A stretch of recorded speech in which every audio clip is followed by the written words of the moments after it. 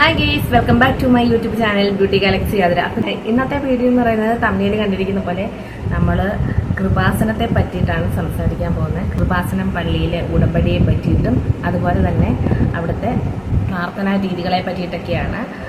അപ്പം നമുക്ക് നേരെ വീഡിയോയിലേക്ക് പോകാം.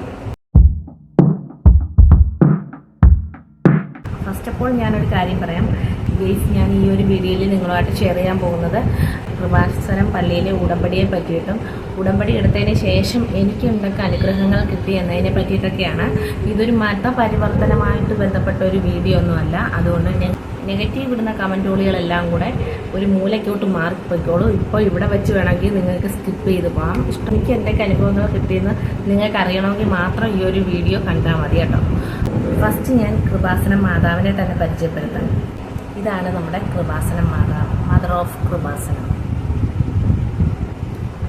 മാതാവിനെ ഞാൻ കൃപാസനത്തിൽ പോയപ്പം ഇന്ന് കൂടെ കൊണ്ടുപോയിരുന്നു. മാതാവിൻ്റെ അനുഗ്രഹങ്ങൾ ശരിക്കും എനിക്ക് കിട്ടിയിട്ടുണ്ട്.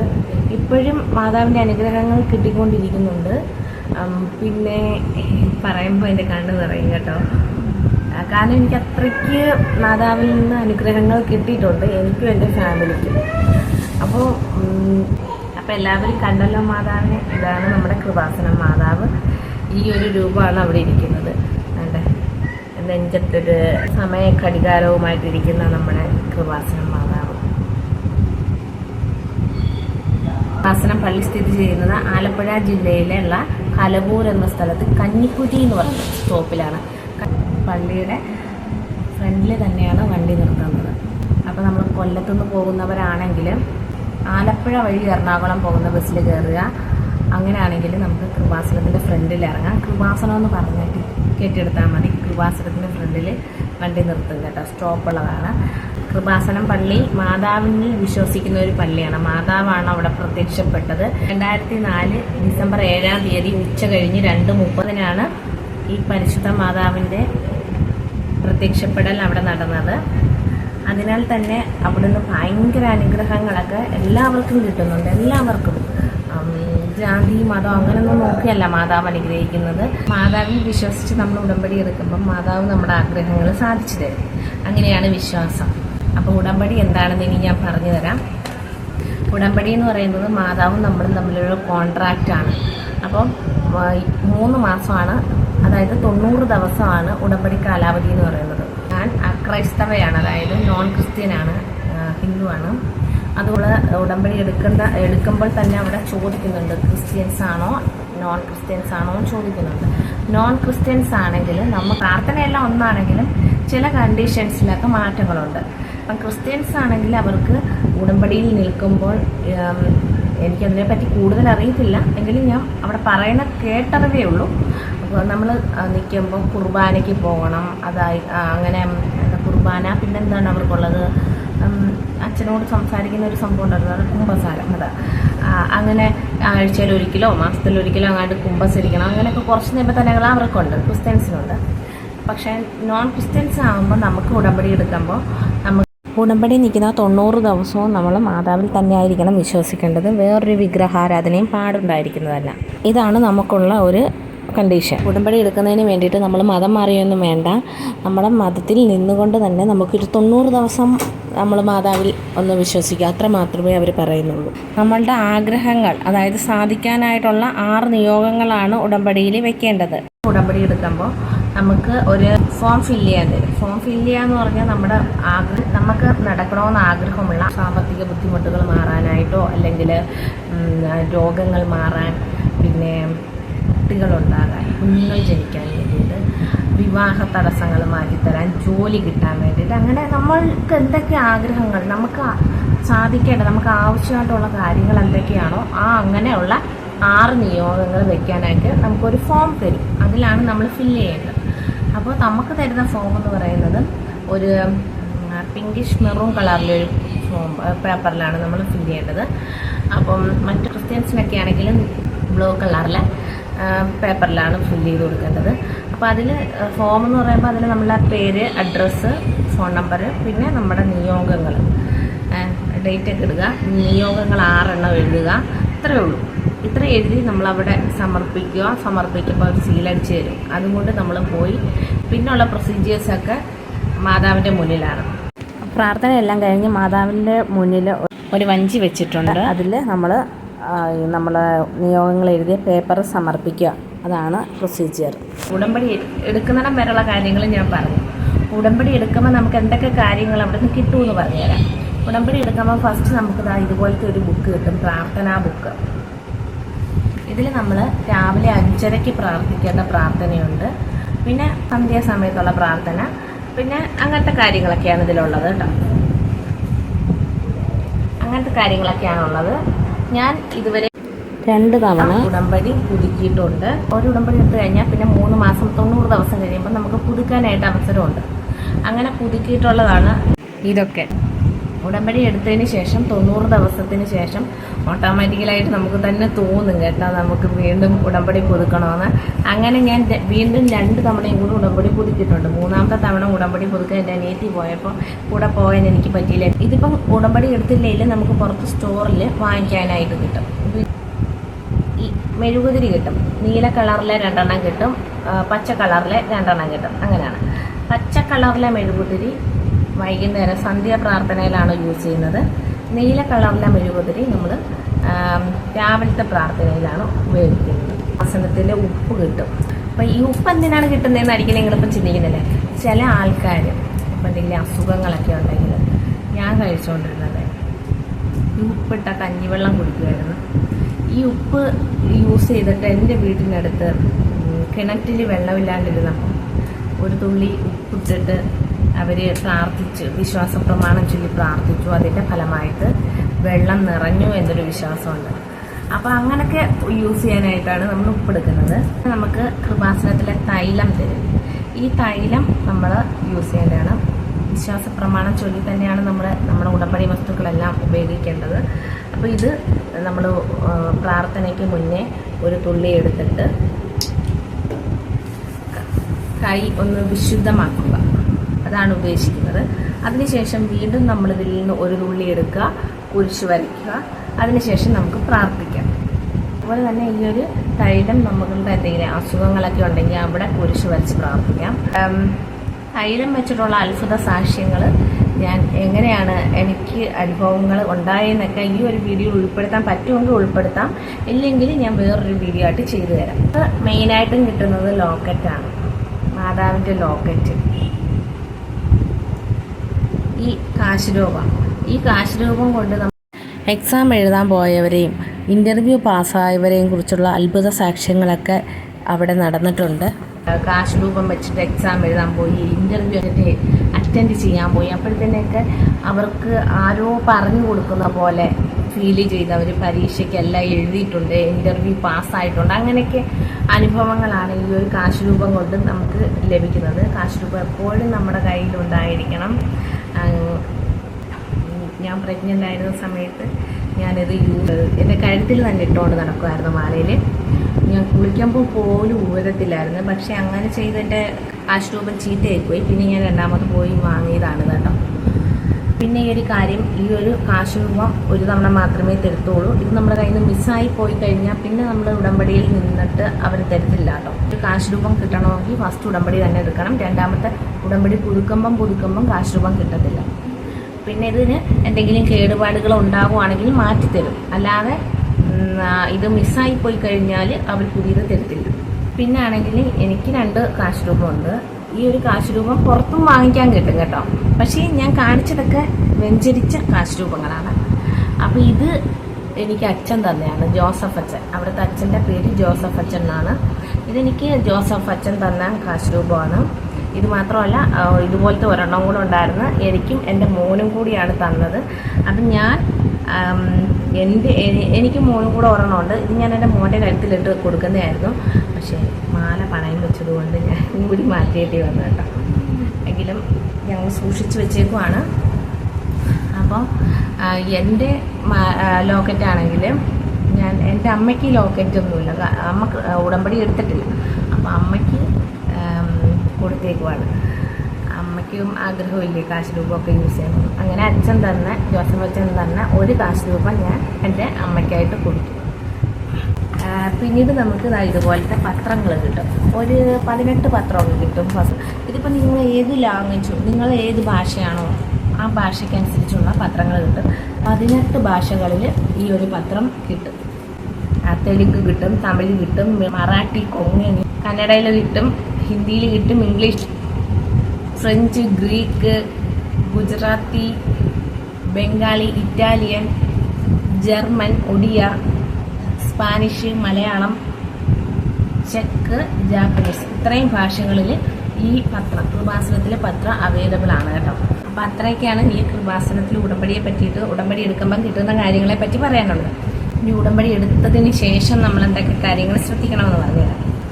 ഉടമ്പടി എടുക്കുമ്പോൾ പിന്നെ പ്രാർത്ഥനാ കാര്യങ്ങളെല്ലാം അവിടെ തന്നെ പറഞ്ഞു തരും നമുക്ക് കേട്ടോ. അപ്പം ഉടമ്പടി എടുത്ത് നമ്മുടെ അൽത്താരയിലൂടെ മാതാവിൻ്റെ രൂപവും വഹിച്ച് ഇങ്ങനെ പോയി അൽത്താരയിൽ മാതാവ് പ്രത്യക്ഷപ്പെട്ട സ്ഥലത്ത് ചെന്നിട്ട് മാതാവിൻ്റെ മുന്നിൽ തിരി കത്തിച്ച് പ്രാർത്ഥിച്ച് നമ്മൾ നിയോഗങ്ങൾ എഴുതിയ പേപ്പർ മാതാവിൻ്റെ മുന്നിലുള്ള ബോക്സിൽ നിക്ഷേപിക്കും, തിരികെ പോരുകയാണ് ചെയ്യുന്നത്. അപ്പോൾ ഉടമ്പടി എടുത്തതിന് ശേഷം ഇനി എന്തൊക്കെ കാര്യങ്ങൾ ശ്രദ്ധിക്കണമെന്നാണ് പറയാൻ പോകുന്നത്. അപ്പോൾ ഉടമ്പടി എടുത്തതിന് ശേഷം നമ്മളുടെ മൈൻഡ് ടോട്ടലി ഒന്ന് മാറ്റുന്നത് നല്ലതായിരിക്കും. മൈൻഡല്ല, നമ്മുടെ ക്യാരക്ടർ ഒന്ന് മാറ്റുന്നത് നല്ലതായിരിക്കും. അതായത് ഉടമ്പടി എടുത്തതിന് ശേഷം നമ്മൾ ഒന്ന് ശാന്തമാക്കുക എന്ന് പറഞ്ഞാൽ നമുക്കിപ്പം നമ്മൾ ആരെങ്കിലും ഉള്ളത് നമ്മുടെ അയൽക്കാരുടെ അടുത്തോ അല്ലെങ്കിൽ നമ്മുടെ റിലേറ്റീവ്സിൻ്റെ അടുത്തൊക്കെ വഴക്കുണ്ടാക്കിയൊക്കെ ഇരിക്കുകയാണെന്ന് വെച്ചു, അവരോടൊക്കെ ഒന്ന് ക്ഷമിക്കണം. മനസ്സാൽ നമ്മളെ ക്ഷമിക്കണം. പറ്റുമെങ്കിൽ അവരോട് പോയി ക്ഷമ പറയണം. എല്ലാവർക്കും ഉൾക്കൊള്ളാൻ പറ്റുമെന്ന് എനിക്കറിയത്തില്ല, പക്ഷേ അങ്ങനെ ചെയ്താലാണ് നമുക്ക് വിജയം കിട്ടുന്നത്. മിണ്ടാൻ പറ്റിയില്ലെങ്കിൽ നിങ്ങൾ മനസ്സാൽ അവരോടൊന്ന് ക്ഷമിച്ചേക്കണം കേട്ടോ. അതാണ് ഫസ്റ്റ്. സെക്കൻഡ്, നമുക്ക് ഏതെങ്കിലും രോഗികൾ അങ്ങനെയൊക്കെ ഉള്ളവരാ പോയെന്ന് ശുശ്രൂഷിക്കുന്നത് നല്ലതാണ്. പിന്നെ ശുശ്രൂഷിക്കുന്ന രോഗികളെന്ന് പറയുമ്പോൾ നമ്മുടെ അടുത്ത റിലേറ്റീവ്സ് ഒന്നും ആവരുത്. നമുക്കറിയാത്ത ആൾക്കാർ, എത്രയോ ആൾക്കാർ കാണും. നമ്മൾ ഏതെങ്കിലും ഹോസ്പിറ്റലൊക്കെ ചെല്ലുകയാണെങ്കിലും രോഗികളെ ശുശ്രൂഷിക്കാൻ പറ്റുവാണെങ്കിൽ ഒന്ന് പോയി കാണുക, സംസാരിക്കുക. അവർക്ക് എന്തെങ്കിലും ഒരു നേരത്തെ ആഹാരം അല്ലെങ്കിൽ ഒരു ചായ അതൊക്കെ വാങ്ങിക്കൊടുത്തൊന്ന് ആശ്വസിപ്പിക്കാം. ഇതാണ്. പിന്നെ അന്നദാനം, നമ്മളെ കൊണ്ട് പറ്റുമെങ്കിൽ നമുക്ക് 1-2 ആൾക്കാർക്ക് ഇങ്ങനെ ഫുഡ് കൊടുക്കാം. അതാണ്. പിന്നെ ഉള്ളത്, പൂർണ്ണമായും നമ്മൾ മാതാവിനെ തന്നെ വിശ്വസിക്കുക. ഈ 90 ദിവസവും നമ്മൾ വേറൊരു വിഗ്രഹാരാധനയും പാടില്ല. മാതാവിൽ തന്നെ വിശ്വസിക്കുക. മാതാവ് നമുക്ക് തരുമെന്നുള്ളൊരു വിശ്വാസം, അതിൽ തന്നെ ഉറച്ചു നിൽക്കുക. അങ്ങനെയൊക്കെയാണ് ബന്ധനങ്ങൾ പറയുന്നത്. പിന്നെ നിങ്ങൾക്ക് എന്തെങ്കിലും പ്രാർത്ഥന ആവശ്യങ്ങൾക്കോ അന്വേഷണങ്ങൾക്കോ വിളിക്കണമെങ്കിൽ ഞാൻ ഡിസ്ക്രിപ്ഷനിൽ കൃപാസനത്തിലെ നമ്പർ കൊടുത്തേക്കാം കേട്ടോ. പിന്നെ ഉണ്ടല്ലോ, ഞാൻ ഫസ്റ്റ് കൃപാസനത്തിൽ പോയ സമയത്ത് വാങ്ങിയ ഒരു പൊന്തമാലയാണിത്. ഞാനിത് ചൊല്ലാറുണ്ടായിരുന്നു. പിന്നെ അതേപോലെ തന്നെ നിബന്ധനയിലുള്ള ഒരു കാര്യം എന്ന് പറയുന്നത്, അവിടുത്തെ യൂട്യൂബ് ചാനലിൽ എല്ലാ ചൊവ്വാഴ്ചകളിലും, ചൊവ്വാഴ്ചയല്ല എല്ലാ ദിവസവും ധ്യാനം നടക്കാറുണ്ട്. ആ പ്രാർത്ഥനയിൽ പങ്കെടുക്കുക എന്നതാണ്. നമ്മൾ വീട്ടിലിരുന്ന് ആ ഒരു ധ്യാനം കൂടുമ്പോൾ ഒന്ന് പ്രാർത്ഥിച്ചാൽ മാത്രം മതി. ചിലപ്പോൾ 1 മണിക്കൂറൊക്കെ നീണ്ടു നിൽക്കുന്ന പ്രാർത്ഥനയായിരിക്കും. നമ്മളൊന്ന് ധ്യാനം കൂടുന്നതിന് നല്ലതായിരിക്കും. അപ്പോഴൊക്കെ നമുക്ക് മാതാവിലേക്ക് കൂടുതൽ അടുക്കാനായിട്ട് സാധിക്കും. ഇത്രയൊക്കെയാണ് എനിക്ക് കൃപാസനത്തിൻ്റെ ഉടമ്പടിയെ പറ്റിയിട്ടൊക്കെ പറയാനുള്ളത്. നിങ്ങൾ എന്തെങ്കിലും പ്രയാസങ്ങൾ അനുഭവിക്കുന്നുണ്ടെങ്കിൽ, നിങ്ങൾ എവിടെ പോയിട്ടും നിങ്ങൾക്ക് കാര്യങ്ങളൊന്നും സാധിക്കുന്നില്ലെങ്കിൽ ഈ മാതാവിൻ്റെ മുന്നിലേക്ക് ചെന്നാൽ മതി. മാതാവ് നിങ്ങളെ കൈവിടത്തില്ല. നിങ്ങളെ നെഞ്ചോട് ചേർത്ത് നിർത്തി നിങ്ങളുടെ ആവശ്യങ്ങൾ മാതാവ് ഏറ്റെടുത്ത് നടപ്പിലാക്കി തരും. 100% വിശ്വസിക്കാം. അസുഖങ്ങളും ക്യാൻസർ രോഗങ്ങൾ വരെ മാതാവിൻ്റെ മുന്നിൽ ചെന്നിട്ട് പ്രാർത്ഥിക്കുന്നതിൻ്റെ ഫലമായിട്ട് മാറ്റി കൊടുക്കുന്നുണ്ട് മാതാവ്. അത്ഭുതങ്ങൾ നിറഞ്ഞ ഒരു അനുഗ്രഹാലയമാണ്. അത്ഭുത കാര്യങ്ങളാണ് അവിടെ നടന്നുകൊണ്ടിരിക്കുന്നത്. അതുകൊണ്ട് തന്നെ ദിനം പ്രതി അവിടെ ആൾക്കാർ കൂടുതലായിട്ട് ചെല്ലുന്നുണ്ട്. പിന്നെ എനിക്ക് കിട്ടിയ അനുഗ്രഹങ്ങളാണെങ്കിൽ ഒരെണ്ണമൊന്നുമല്ല, 1ലധികം അനുഗ്രഹങ്ങൾ മാതാവ് എനിക്ക് തന്നിട്ടുണ്ട്. ഫസ്റ്റ് തന്നെ എനിക്കൊരു മോനെ കിട്ടിയത് മാതാവിൻ്റെ അടുത്ത് പോയി ഉടമ്പടി എടുത്തതിൻ്റെ ഫലമായിട്ടാണ്. 2019 ഞാൻ ആദ്യമായിട്ട് മാതാവിനെ കാണാൻ പോയത്. മാതാവിനെ പറ്റി ഞാൻ അറിയുന്നത് തന്നെ എൻ്റെ അനിയത്തി പ്രഗ്നൻ്റ് ആയതിനു ശേഷം. അപ്പോഴും ഞാൻ പ്രഗ്നൻ്റ് അല്ല. അപ്പം ഞാൻ എൻ്റെ അനിയത്തി പ്രഗ്നൻ്റ് ആയ സമയത്ത് എൻ്റെ ചേച്ചിയുടെ നാത്തൂൻ്റെ മോളിങ്ങനെ തയ്യൽ പഠിക്കാൻ പോകുന്ന വീട്ടിലെ ചേച്ചി കൃപാസനത്തിൽ പോകുന്നുണ്ടായിരുന്നു. അവരൊരു പത്രം കൊടുത്തിട്ട് പറഞ്ഞു, ഇവിടെ പോയാൽ കുട്ടികളുണ്ടാകും, അതിർത്ത് കുട്ടികളുണ്ടാകും.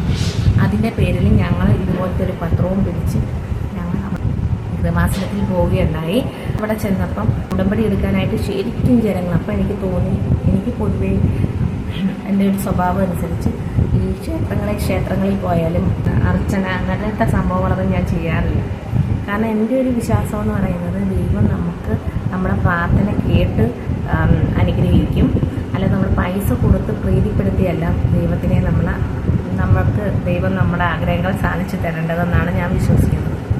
അതേപോലെ തന്നെ ഇവിടെ ചെന്നപ്പം 210 രൂപയാവും ഉടമ്പടിക്കെന്ന് അറിഞ്ഞു. അങ്ങനെ ഞാൻ വിചാരിച്ചു, ഇത്രയും ജനങ്ങൾ ഇവിടെ നിൽക്കുന്ന എല്ലാവരെയും 210 രൂപ വീതം വാങ്ങിച്ചെടുക്കുമ്പോൾ ഈ കൃപാസനത്തിൽ ആ പള്ളി വികസിപ്പിക്കാൻ വേണ്ടിയിട്ടാണ്, ഇത് പറ്റിക്കലാണെന്നൊക്കെ പറഞ്ഞ് ഞാൻ ഉടമ്പടി എടുക്കാതെ അവിടെ നിന്ന് പ്രാർത്ഥിച്ചിട്ട് തിരിച്ചു പോരുന്ന ഒരാളാണ്. പിന്നെ ഞാൻ എൻ്റെ ഹസ്ബൻഡും കൂടെ എറണാകുളത്ത് താമസിച്ചിരുന്ന സമയത്ത് കൃപാസനം പള്ളിയുടെ ഫ്രണ്ടിലൂടെ യാത്ര ചെയ്യുന്നത്. അപ്പോൾ എന്നും ഞങ്ങൾ തിരികെ വരുമ്പോഴോ അല്ലെങ്കിൽ അങ്ങോട്ട് പോകുമ്പോഴൊക്കെ അവിടെ കയറി മെഴുകുതിരി കത്തിക്കാറുണ്ട് പുറത്ത്. പക്ഷേ അകത്തോട്ട് കയറാറില്ലായിരുന്നു. എനിക്ക് മാതാവിൻ്റെ അനുഗ്രഹങ്ങൾ, മാതാവ് അന്നേരവും എന്നെ കൈവിട്ടില്ല എന്നതാണ് സത്യം. 2022 ഞാൻ എൻ്റെ ഒരു കൂട്ടുകാരി മുഖേന ഈ ഒരു പള്ളിയെ പറ്റിയിട്ട് അറിഞ്ഞു. അപ്പം ഞാൻ പറഞ്ഞു, ഞാനവിടെ പോയിട്ടുള്ളതാണ്, അപ്പോൾ എനിക്ക് അവിടെ വീണ്ടും പോകണമെന്ന് തോന്നി ഉടമ്പടി എടുക്കാൻ. അങ്ങനെ ഞാൻ ഉടമ്പടി എടുക്കാനായിട്ട് ചെന്ന സമയത്ത് ഭയങ്കര തിരക്ക്. അന്നേരം ഒരു 1:30 ആയി ഞങ്ങൾ അവിടെ ചെന്നപ്പം. പിന്നെ നമ്മൾ ഉടമ്പടിയൊക്കെ എടുത്ത് വരുമ്പോഴത്തേനും കുറേ സമയമെടുക്കും. അങ്ങനെ ഞാൻ പറഞ്ഞു, നമുക്കിന്ന് ഉടമ്പടി എടുക്കേണ്ട, നമുക്ക് തിരിച്ചു പോകാമെന്ന് പറഞ്ഞ് തിരിച്ചു പോരുന്നു. ഫസ്റ്റ് മന്ത് IOI ചെയ്ത് ഫെയിലായ സമയത്താണ് ഞാൻ പോകുന്നത്. അതിനുശേഷം ഞാൻ വീട്ടിൽ വന്ന് എനിക്ക് ഉറങ്ങാൻ പറ്റുന്നില്ല. എനിക്ക് കണ്ണടയ്ക്കുമ്പോൾ ഈ മാതാവിൻ്റെ രൂപമാണ് എൻ്റെ കണ്ണിലേക്ക് വരുന്നത്. അങ്ങനെ ഞാൻ എൻ്റെ ഹസ്ബൻഡിനടുത്ത് പറഞ്ഞു, അടുത്ത മാസം IOI ചെയ്യുന്നതിന് മുന്നേ ഞാൻ കൃപാസനത്തിൽ പോയി ഉടമ്പടി എടുക്കും. ഉടമ്പടി എടുക്കാതെ ഞാൻ IOI ചെയ്യില്ല എന്ന് പറഞ്ഞു. അങ്ങനെ ഞാൻ ഉടമ്പടി എടുത്തു. കൃപാസനത്തിൽ പോയി ഉടമ്പടി എടുത്ത് അവിടെ നിന്ന് ഈ ഒരു തൈലം കിട്ടിയെന്ന് പറഞ്ഞില്ലേ, ഞാൻ എൻ്റെ അടിവയറ്റിൽ കുരിശ് വരച്ച് വിശ്വാസ പ്രമാണം ചൊല്ലി പ്രാർത്ഥിക്കുകയാണ്. പിന്നെ 2022 ജൂൺ മാസത്തിലാണ് ഉടമ്പടി എടുക്കാൻ പോകുന്നത്.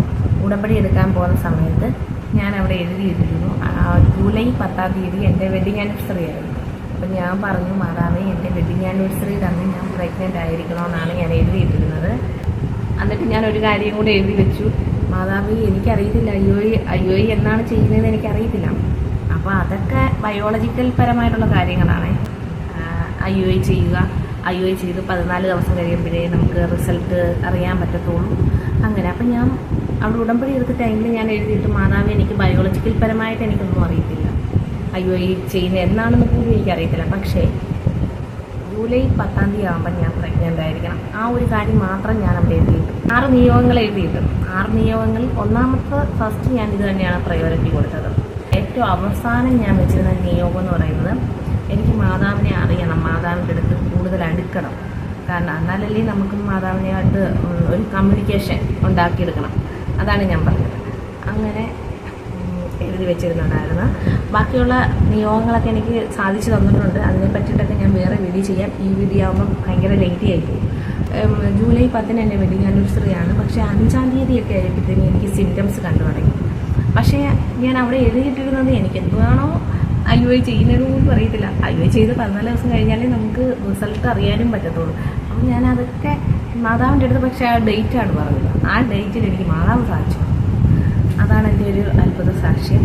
ഇതുകൂടാതെ ഇതിന് പുറകെ വലിയ വലിയ അത്ഭുത സാക്ഷ്യങ്ങളുണ്ട്. അതെല്ലാം കൂടെ പുറത്തിണക്കി ഞാനൊരു വീഡിയോ ആയിട്ട് ചെയ്യാൻ കേട്ടോ. ഞാൻ എക്സാമ്പിളായിട്ട് ഇങ്ങനെ പറഞ്ഞതാണ്. എനിക്ക് എൻ്റെ ജീവിതത്തിൽ ഏറ്റവും വിലപ്പെട്ടത്, ഏറ്റവും ഇമ്പോർട്ടൻ്റ് ആയിട്ടുള്ളൊരു കാര്യമാണ് എനിക്ക് മാതാവ് സാധിച്ചു തന്നത്. അപ്പോൾ ഇത്രയൊക്കെയാണ് എനിക്ക് കൃപാസനത്തെ പറ്റിയിട്ടും കൃപാസനത്തിൽ ഉടമ്പടിയെ പറ്റിയിട്ടും എനിക്ക് കിട്ടിയ ഒരനുഗ്രഹത്തെ പറ്റിയിട്ടും പറയാനുള്ളത്. അപ്പോൾ ഞാനൊരു മതപരിവർത്തനമായിട്ട് പറയുമല്ല, നിങ്ങൾക്ക് ആർക്കെങ്കിലും മാതാവിനെ വിശ്വസിക്കുന്നുണ്ടെങ്കിൽ, അല്ലെങ്കിൽ എന്തെങ്കിലും മനപ്രയാസങ്ങളുണ്ട്, ദുഃഖമുണ്ട്, അല്ലെങ്കിൽ കടബാധ്യതയുണ്ട്, രോഗത്താൽ വിഷമിക്കുന്നവരാണെങ്കിൽ, കുഞ്ഞുങ്ങളില്ലാതെ വിഷമിക്കുന്നവരാണെങ്കിൽ, നിങ്ങളിപ്പോൾ തന്നെ മാതാവിലൊന്ന് വിശ്വസിച്ച് കൃപാസനത്തിൽ പോകാൻ പറ്റുമെങ്കിൽ കൃപാസനത്തിൽ പോയെന്ന് പ്രാർത്ഥിക്കൂ. അല്ലെങ്കിൽ നിങ്ങളുടെ വീട്ടിൽ തന്നെ ഇരുന്നിട്ട് കൃപാസനം യൂട്യൂബിൽ അടിച്ചു കൊടുത്താൽ കൃപാസനത്തിലെ കുറേ സാക്ഷ്യങ്ങളൊക്കെ കേൾക്കാൻ പറ്റും. അതുപോലെ തന്നെ കുറേ പ്രാർത്ഥനകൾ കാണാൻ പറ്റും. അതൊക്കെ വെച്ച് പ്രാർത്ഥിച്ച് നിങ്ങൾക്ക് അനുഗ്രഹങ്ങൾ നേടാം കേട്ടോ. അപ്പോൾ ഇതൊരു മതപരിവർത്തനമല്ല. കാരണം എനിക്ക് എൻ്റെ ജീവിതത്തിൽ നടന്ന കാര്യങ്ങളാണ് ഞാൻ നിങ്ങളുമായിട്ട് ഷെയർ ചെയ്തത്. അപ്പോൾ ഇന്നത്തെ വീഡിയോ ഇത്രയേ ഉള്ളൂ. എല്ലാവർക്കും ഈ നല്ല വീഡിയോ ഇഷ്ടപ്പെട്ടെന്ന് വിശ്വസിക്കുന്നു. ഞാൻ ചെയ്ത ഈ ഒരു വീഡിയോ നിങ്ങൾക്ക് തീർച്ചയായിട്ടും ഉപകാരപ്രദമാകും. ഇതേപോലെ ദുഃഖിക്കുന്ന കൂട്ടുകാരോ സഹോദരങ്ങളോ ബന്ധുക്കളോ ആരെങ്കിലുമൊക്കെ ഉണ്ടെങ്കിൽ നിങ്ങൾ ഷെയർ ചെയ്ത് കൊടുക്കാൻ മറക്കരുത്. അപ്പോൾ ഇത്രയേ ഉള്ളൂ ഇന്നത്തെ വീഡിയോ. വീഡിയോ ഇഷ്ടപ്പെടുവാണെങ്കിൽ ലൈക്ക് ചെയ്ത് ഷെയർ ചെയ്ത് കമൻറ്റ് ചെയ്ത് സബ്സ്ക്രൈബ് ചെയ്യാനും കൂടെ മറക്കരുത് കേട്ടോ. മറ്റൊരു വീഡിയോ ആയിട്ട് വേഗം തന്നെ വരാം. ബൈ.